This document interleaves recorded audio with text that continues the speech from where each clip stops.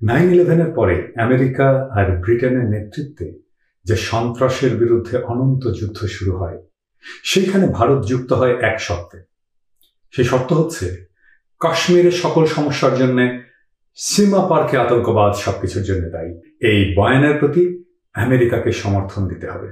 আর তখন থেকেই শুরু হয় আমেরিকার সাথে, প্রেসিডেন্ট বুশের সাথে ভারতের লম্বা খাতিরের যুগ। এই সম্পর্ক শুধু আমেরিকার প্রেসিডেন্ট অফিস স্তরেই নয়, এই সম্পর্ক আর প্রভাবকে আরো গভীর করার জন্য আমেরিকান এমপি এবং সিনেটে ভারতের পক্ষে নিরন্তর লবি করার জন্য ভারত কিছু কৌশল নেয় এবং কিছু সংগঠন তৈরি করে। কি সেই কৌশল?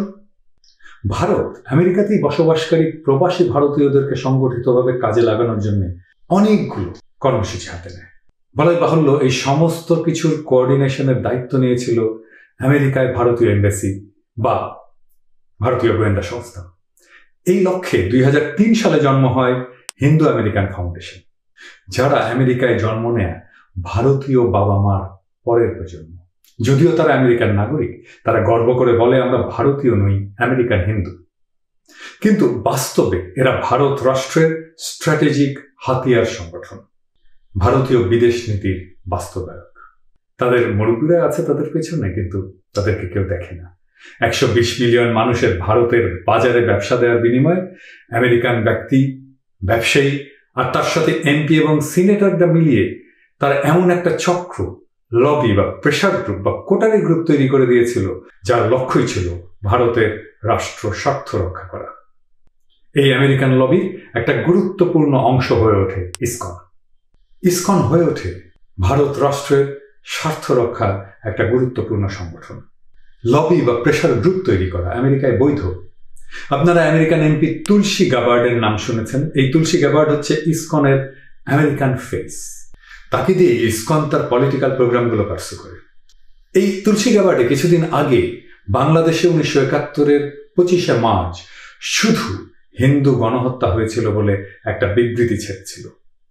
যারা বলে ইসকন রাজনীতি করে না, তো এই তুলসী গ্যাবার্ডকে দিয়ে কথা বলান কেন ভাইয়া?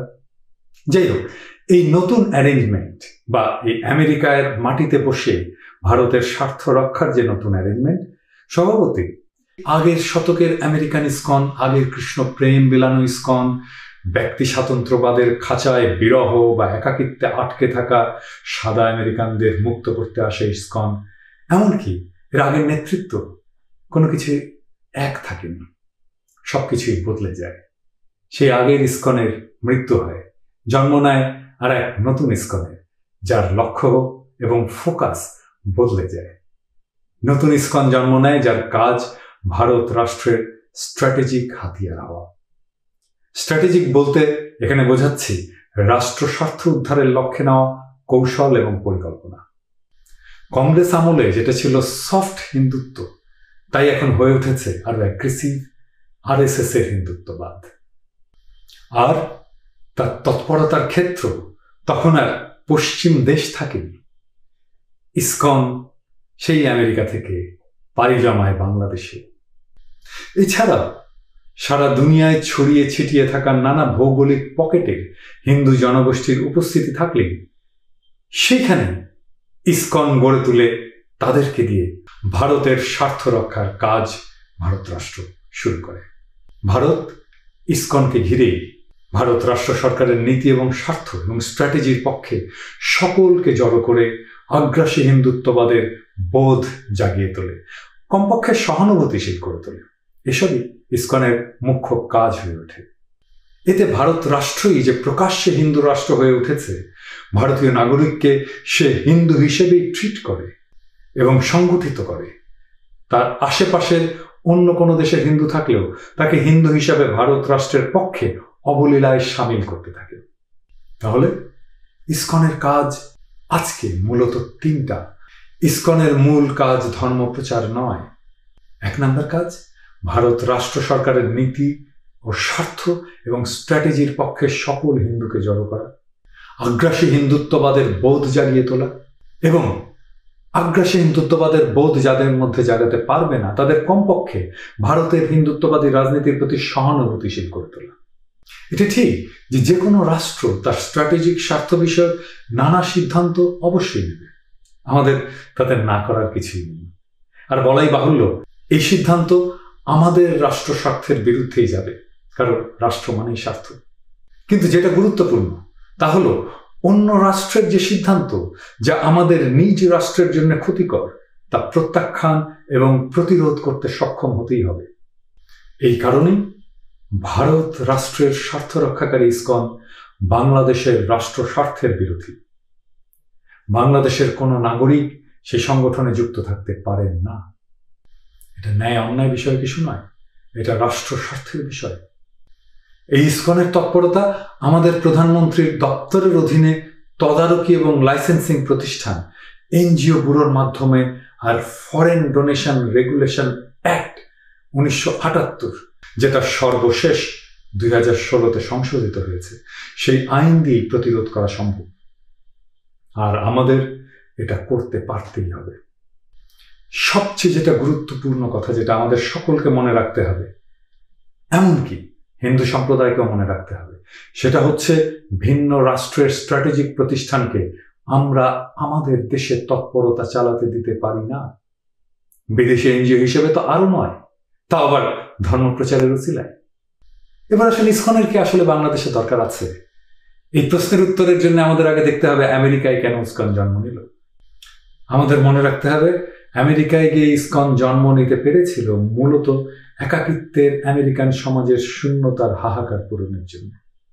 তাহলে ঠিক এই কারণেই বাংলাদেশ তার কাম্যভূমি হতেই পারে না, কারণ বাংলাদেশ পশ্চিম দেশ নয়। পশ্চিমে স্পিরিচুয়ালিটির ভ্যাকুয়াম আছে, বাংলাদেশে স্পিরিচুয়ালিটির ভ্যাকুয়াম নাই। বাংলাদেশে হিন্দুদের ধর্মীয় সংগঠন, হিন্দুদের আশ্রম, হিন্দুদের মন্দির, মন্ত্র জানা, শাস্ত্র জানা, বামন পুরুত কোনোটারই কমতি ঘটেনি, কখনো ছিল না। বাংলাদেশের হিন্দুদের পূজা পার্বণ, হিন্দু নারীদের ব্রত, এমনকি বাঙালি সংস্কৃতিতে শ্রীকৃষ্ণ যেভাবে জড়িয়ে আছে, সেভাবে উত্তর ভারতেও চর্চা নেই শ্রীকৃষ্ণকে নিয়ে। তাহলে আমেরিকায় যে কারণে ইসকনের জন্ম, ঠিক সে কারণেই বাংলাদেশে ইসকনকে হিন্দুদের দরকার নেই। তাহলে ইসকনের জন্ম বাংলাদেশে কেন হলো? কারণ ওই যে আগেই বলেছি, ইসকন ভারত রাষ্ট্রের স্ট্র্যাটেজিক হাতিয়ার হিসেবে পুনর্গঠিত হওয়ার পর থেকেই বাংলাদেশে ভারতের রাষ্ট্রীয় প্রভাব বিস্তারের জন্যে এর জন্ম দেওয়ার প্রয়োজন দেখা দিয়েছে। তাই অন্তত এই একটা কারণে বাংলাদেশের সরকার ইসকনকে বিদেশি এনজিও হিসেবে এনজিও ব্যুরো থেকে রেজিস্ট্রেশন দিতে পারে না। ইসকন আসলে ধর্মীয় নয়, ভারত রাষ্ট্রের হাতিয়ার রাজনৈতিক সংগঠন। আবার কোনো ধর্মীয় অথবা রাজনৈতিক প্রতিষ্ঠানকে এনজিও ব্যুরো রেজিস্ট্রেশন দেওয়া হারাম, কারণ এটা রাষ্ট্র স্বার্থ বিরোধী বলে নিষিদ্ধ। একটা এনজিও কেবল রিলিফ বিতরণের কাজ, দাতব্য কাজ করতে পারে, সেজন্য অনুমতি পেতে পারে, ধর্ম প্রচারের জন্য সে অনুমতি পেতে পারে না। বাংলাদেশে ভারত বিরোধী মনোভাব বাড়ছে। ভারত সরকারের আমাদের সরকারের উপরে সবখানে প্রভাব বিস্তারের বিরোধী এমন মনোভাব প্রচণ্ডভাবে বাড়ছে। এ নিয়ে আমাদের সমাজের কোনো পক্ষের মধ্যে দ্বিমত পাওয়া যাবে না। তবে দ্বিমত হতে পারে এর মাত্রা নিয়ে। সরকারি পক্ষের হলে হয়তো কেউ বলবেন ভারতের প্রভাব অনেক কম বা স্বাভাবিক, অন্যদিকে অন্যরা বলবেন ভারতের প্রভাব চরম বা সীমাহীন, অসহ্য বা অনাকাঙ্ক্ষিত ইত্যাদি। আর এইরকম একটা অবস্থার মধ্যে ইসকনের বিরুদ্ধে অভিযোগ, বিরূপ মনোভাব, ক্ষোভ ক্রমেই বাড়ছে। ইসকনও পায়ে পাড়া দিয়ে ঝগড়া বাঁধাতে চাইছে, এটা এমন অ্যাগ্রেসিভ। ইসকন সবার সামনে প্রথম চোখে পড়া শুরু করে 2016 সালে সিলেটের একটা সংঘাত থেকে। আর কিছুদিন আগে চট্টগ্রাম শহরের সরকারি স্কুলগুলোতে প্রসাদ খাইয়ে কৃষ্ণ নাম গাওয়ার ভিডিও ফেসবুকে প্রকাশ হয়ে পড়া থেকে। বাংলাদেশের আইনে ইসকনের মতো ধর্মীয় সংগঠনের তৎপরতা, বিদেশি অর্থ নিয়ে আসা এবং বিতরণের অনুমোদন জোগাড় করা খুবই কঠিন, বিশেষ করে ফরেন ডোনেশন রেগুলেশন অ্যাক্ট 2016-র কারণে। এই আইনে বিদেশি স্বার্থ প্রতিফলিত হয় এমন তৎপরতার উপরে সরকারের কড়া নিয়ন্ত্রণ এবং নজরদারি থাকে সেই জন্য। এছাড়া বাংলাদেশের আইনে বিদেশি ধর্মীয় এনজিও প্রতিষ্ঠানের বাংলাদেশে কোনো ধর্মীয় তৎপরতা চালানোটাই প্রায় অসম্ভব। আইন এমনভাবে করা যেন তারা কোনোভাবে ধর্মান্তকরণ করার কাজ করতে না পারে। ইসকন তো কৃষ্ণ প্রেম বেলাচ্ছে না, সে ভারত রাষ্ট্রের স্ট্র্যাটেজিক স্বার্থ বাস্তবায়নের পার্টনার। কোনো বিদেশি রাষ্ট্রের কোনো দাতব্য প্রতিষ্ঠান অন্য দেশে নিজ দেশের নীতি বা স্বার্থ বাস্তবায়নের জন্য অনুমতি পেতে বা চাইতেই পারে না। তার উপরে রাজনৈতিক এবং ধর্মীয় কাজের সংগঠনের রেজিস্ট্রেশন নেওয়া ছাড়াও বিদেশি অর্থ আনার কোনো অনুমোদনই পেতে পারে না। বাংলাদেশের হিন্দু স্বার্থ বলে কিছু নিয়ে তৎপরতা চালানো অথবা যে ইসকন একটা আমেরিকান প্রতিষ্ঠান তা ভারত রাষ্ট্রের হিন্দু নীতি নিয়ে যে তৎপরতা চালাবে সেটা কোনো এনজিওকে বাংলাদেশ করতে দিতে পারে না। এটা আমাদের নিজের রাষ্ট্র স্বার্থ বিরোধী, বাংলাদেশের রাষ্ট্র স্বার্থ বিরোধী। আমাদের রাষ্ট্র এবং সরকারের প্রথম কাজটি হলো ইসকন কি হিসাবে রেজিস্টার্ড তা পরিষ্কার এবং সরাসরি জনগণকে জানানো। যেমন এটা কি ধর্মীয় প্রতিষ্ঠান নাকি রিলিফ বিতরণের প্রতিষ্ঠান? এই কাজটা সরকার করতে পারে, নিজে করতে পারে, অথবা বিশ্বাসযোগ্য সামাজিক ব্যক্তিত্বের অধীনে স্বাধীন নিরপেক্ষ তদন্তের মাধ্যমে প্রকাশ করতে পারে। যেমন ইসকন রিলিফ বিতরণের প্রতিষ্ঠান হিসেবে অনুমতিপ্রাপ্ত হলেও প্রসাদ বিতরণ সে করতে পারে না, সেটা পুরোপুরি বেআইনি। প্রসাদ বিলানো মানে যেটা ধর্মীয় এনজিও হিসেবে রেজিস্টার্ড কেবল সেই করতে পারে, যে রেজিস্ট্রেশন ইসকন কোনোভাবে পেতেই পারে না। এছাড়া প্রসাদ বিলানো আর কাউকে দুপুরের খাওয়ার প্যাকেট বিতরণ এক কাজ নয়। আবার যেমন রিলিফ বিতরণের প্রতিষ্ঠান হিসেবে লাইসেন্স নিয়ে এবং অর্থ ছাড় করে সেই টাকায় ইসকন মন্দির প্রতিষ্ঠা করতে পারে না। তাহলে ইসকনের এতগুলো মন্দির কিসের পয়সায় হলো? এই বিষয়গুলো নিয়ে স্বচ্ছভাবে জনগণের কাছে ব্যাখ্যা দিতে হবে। এই নিয়ে সরকারের কোনো দায় নেয়ার বা কোনো আড়াল টেনে নেওয়ার প্রয়োজন নেই। আমাদের আইন যদি পারমিট না করে তাহলে সরকারের কিছুই করার নেই। আবার মাঝে মাঝে আমরা শুনতে পাই অমুক ইসকনের সদস্য অথবা সরকারি কর্মচারী ইসকনের পদক, মেডেল বা সম্বর্ধনা নিচ্ছে বা দিয়েছে।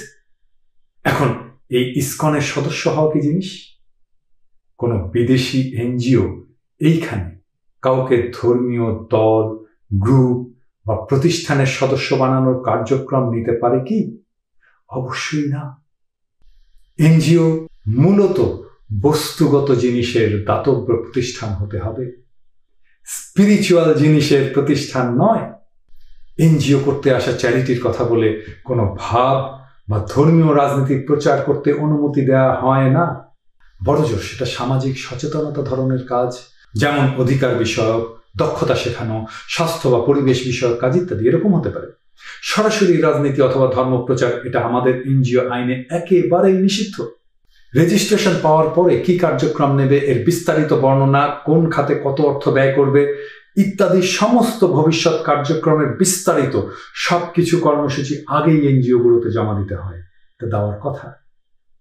আর আমাদের গোয়েন্দা বিভাগ আছে, তারা তো আমাদের পেছনে ঘুরে বেড়ায়, এই সমস্ত কাজ তারা দেখবে না।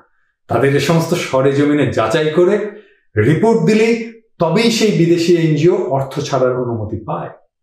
আর এটার ব্যতিক্রম করলে সরাসরি রেজিস্ট্রেশন বাতিল সহ জেল, জরিমানার কথা লেখা থাকলেও সেটা প্রয়োগ হতে পারে। শেখ হাসিনা ইন্ডিয়ার সাথে বিশেষ খাতির রাখবেন, সেটা আপনার ব্যাপার। কিন্তু সেটা রাখতে গিয়ে আমাদের যা প্রচলিত আইন তা প্রয়োগ করা থেকে বিরত থাকা চলবে না। অথবা কান্নি কেটে আইনকে পাশ কাটিয়ে যাওয়ার তো কোনো দরকার নেই। যে কোনো রাষ্ট্র যার নিজের স্বার্থ তার নিজের দেশের আইনি সীমার মধ্যে বুঝে নেবে এবং মান্য করবে। এনজিও প্রসঙ্গে আমাদের প্রচলিত আইন যথেষ্ট স্বচ্ছ। কাজেই রেকর্ড স্পষ্ট রাখা আর সেসব রেকর্ড পাবলিকের জন্য খুলে দিলে সব জটিলতা থেকে পরিত্রাণ পাওয়া যাবে। বাংলাদেশের মানুষকে জানতেই হবে বাংলাদেশে ইসকন ঠিক কি কি করার অনুমতি পেয়েছে, কি হিসাবে অনুমতি পেয়েছে, কোন আইন, আর ইসকনের তৎপরতা দেশে আইনসম্মতভাবে চলছে কিনা। এমনকি ইসকনের নিজের উচিত আমার প্রশ্নগুলোর জবাব দেয়ার, কিন্তু সেই হিম্মত ইসকনের হবে কি?